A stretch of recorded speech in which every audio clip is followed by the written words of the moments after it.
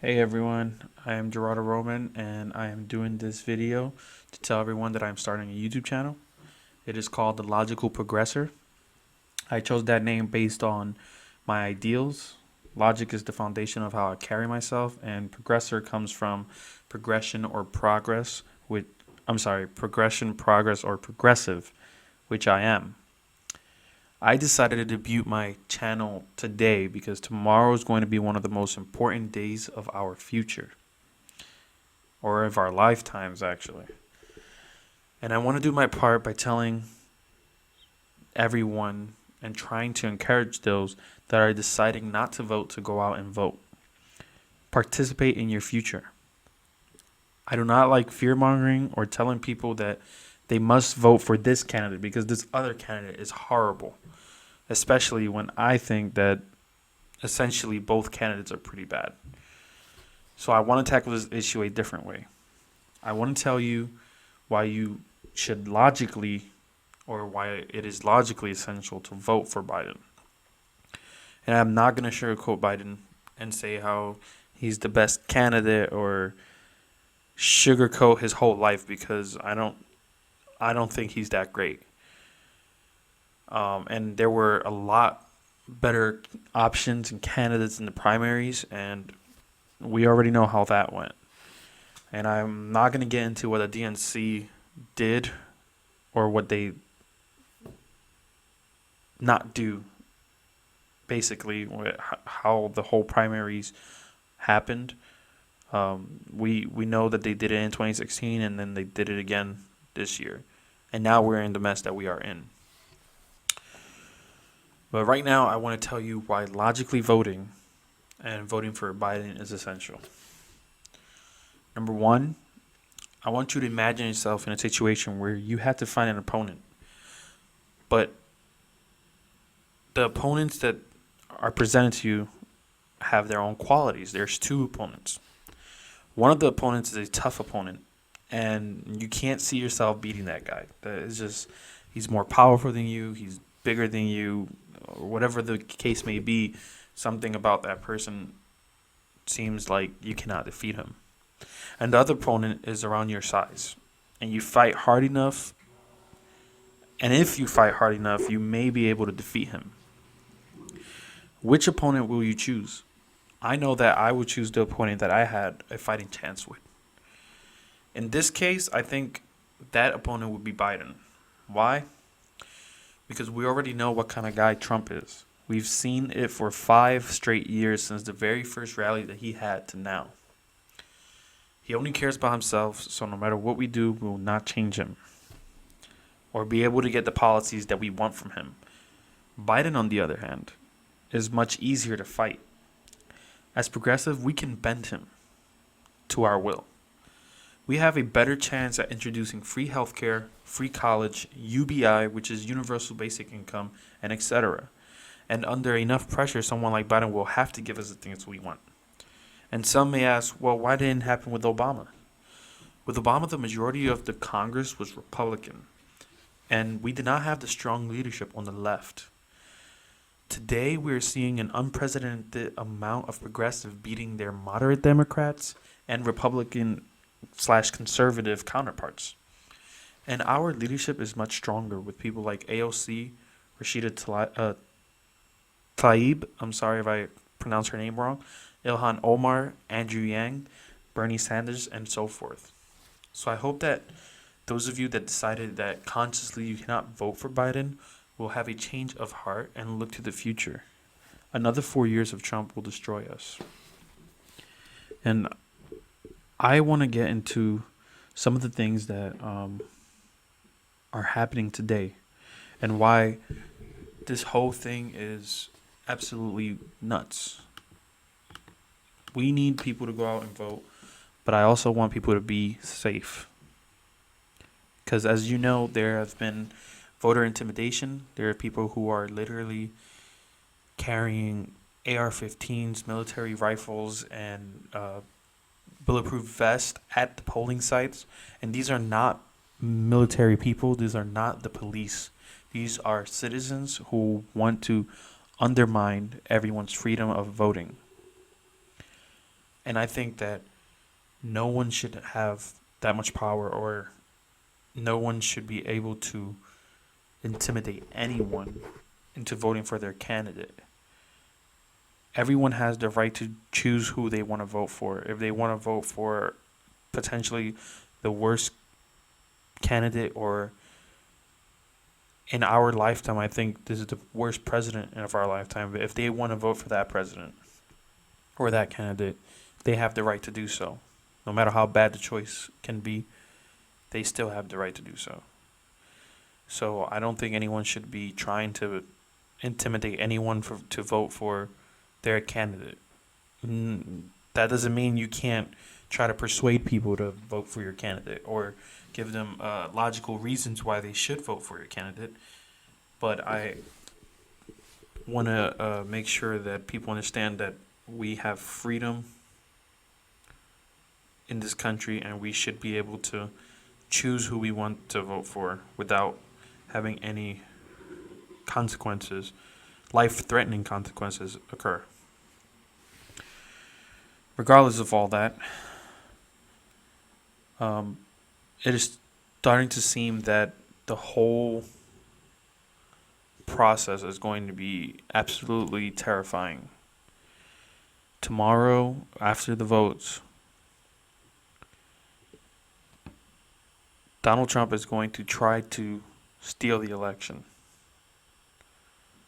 And legally, he won't be successful. If enough people voted for Biden, legally, he will not be successful. However, what is happening basically is that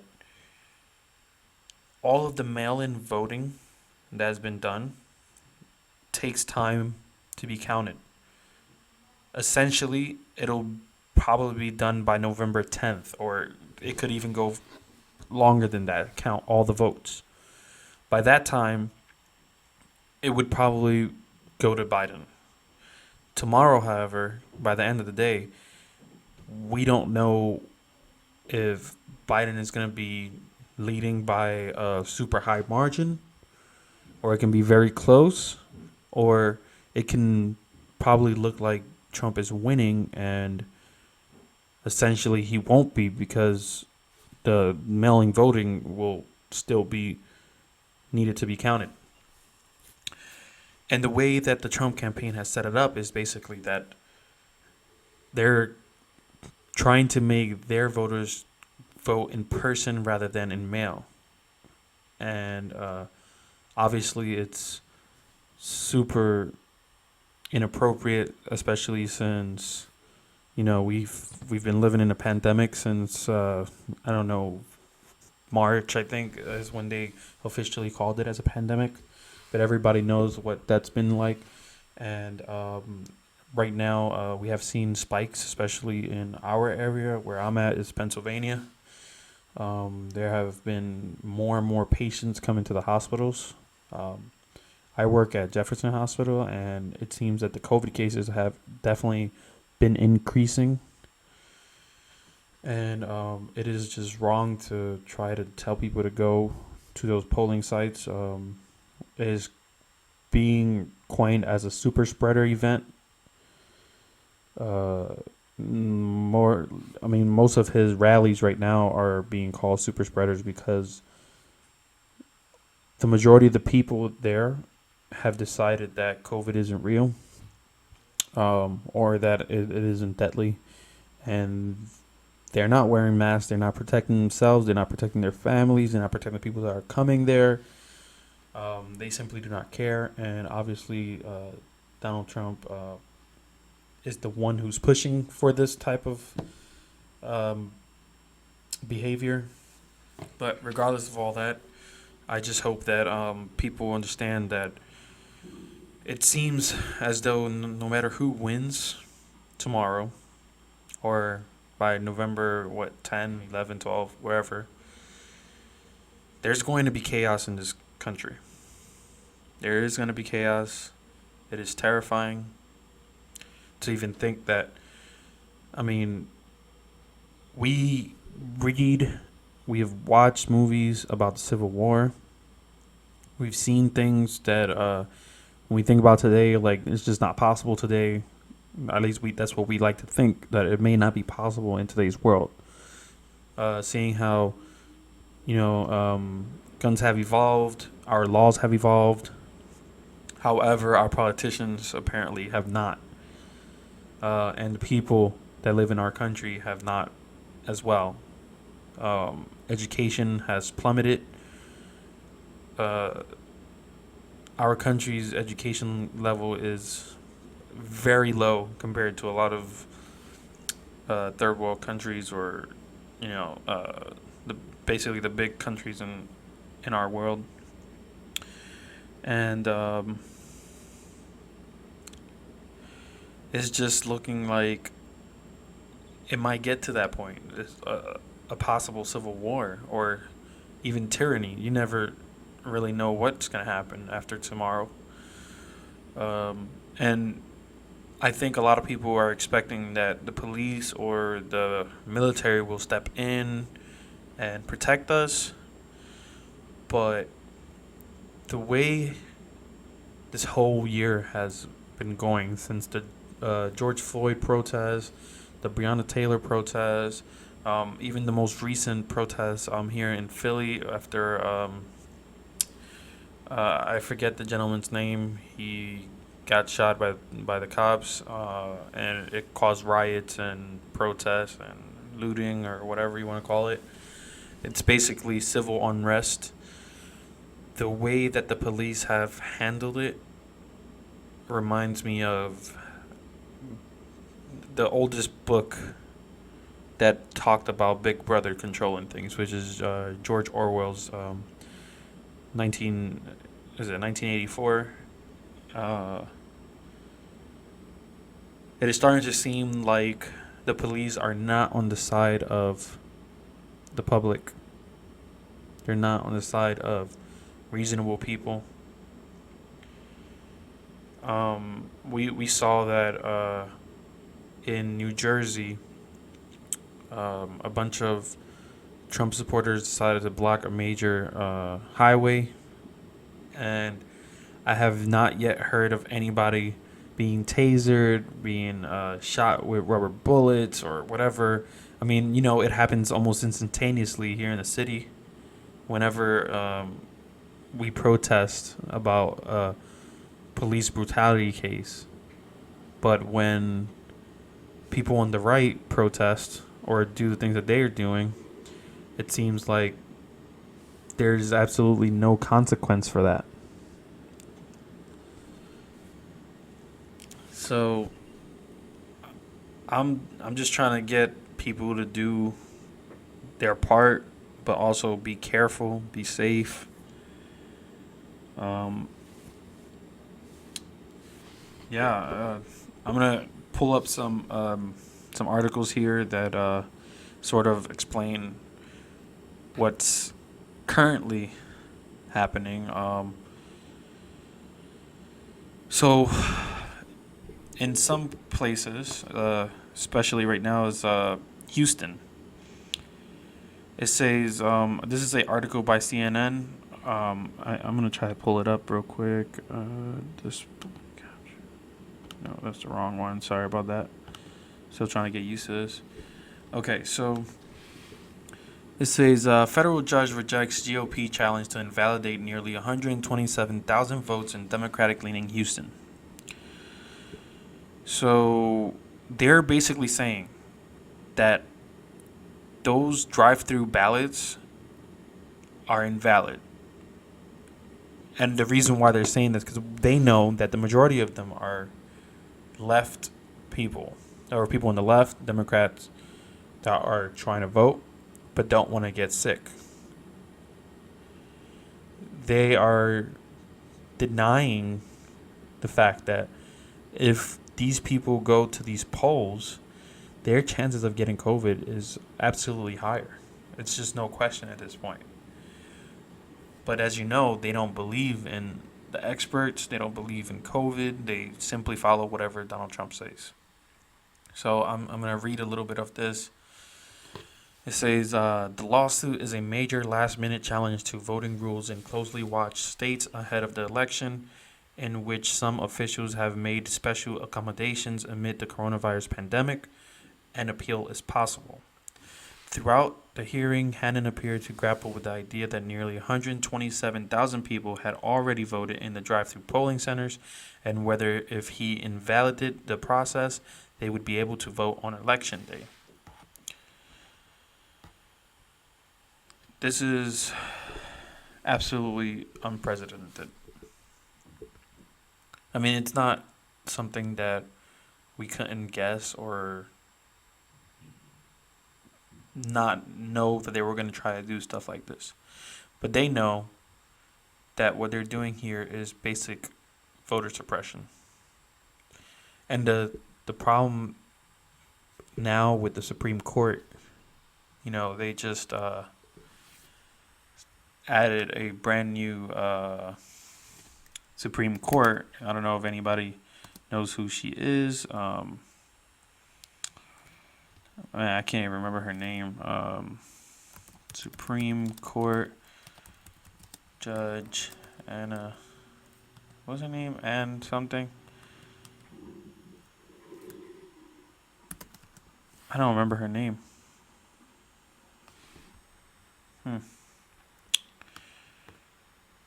Well, I guess her name doesn't really matter, but the point is that having a mostly Republican Supreme Court judge or judges will lead to what the Democrats or the progressives are scared of, which is they have the power to absolutely overturn anything that we try to do. And in big cases like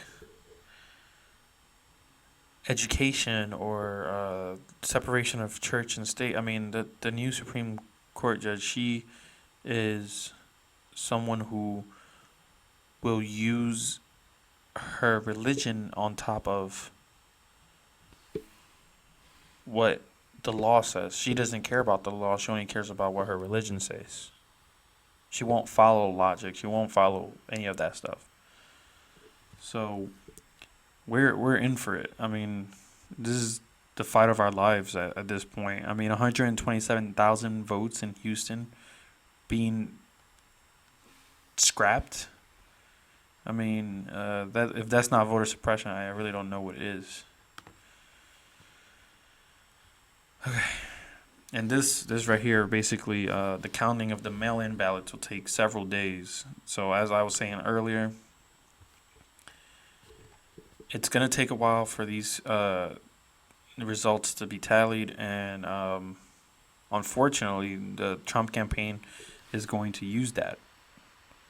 They already pretty much said that after tomorrow, they're going to announce he won. He's going to announce he won if he looks like he's winning. If it even just looks like he's winning, he's going to announce that he won. It doesn't matter if he's actually winning or not. So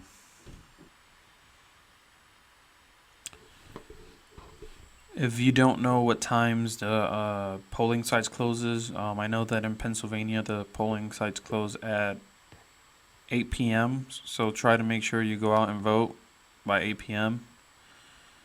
Otherwise, you lose your chance to be a part of.